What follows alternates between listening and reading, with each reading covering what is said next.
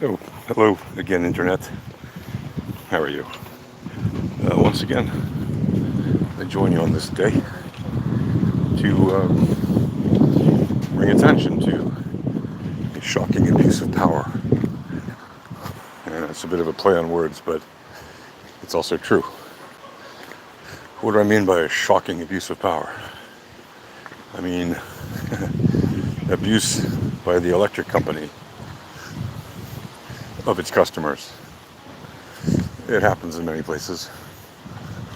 No matter where you live, you're probably familiar with the experience of having a bill come to you from an electric company, or, power company of any kind, or water utility, or any kind of utility that needs to read some kind of a meter in order to send you the appropriate, correct bill. And somebody that I know was just traveling for the better part of a month, about a month, and maybe a month and a couple of days. Yeah, they'd left Israel because of the start of the war, because they have special needs. So they had to leave because they were living fairly close to where the rockets were landing en masse at the start of the war. So they left, and then they came back about a month later when things were a bit more stable and they were able to get their special needs taken care of. And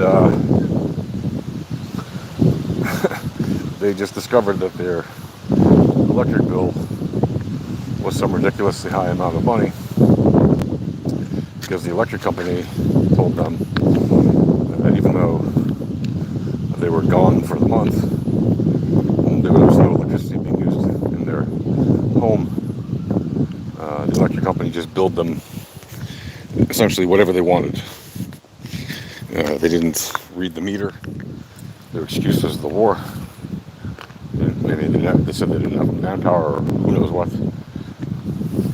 So instead of actually waiting to read the bill correctly, which by the way they do with computers anyway, even if they're handheld computers used by people that walk around throughout neighborhoods, or whether it's just reading it off of a grid through a network machine, instead of reading the actual bill and punching up the bill for the correct amount, they just assumed whatever number that they wanted to,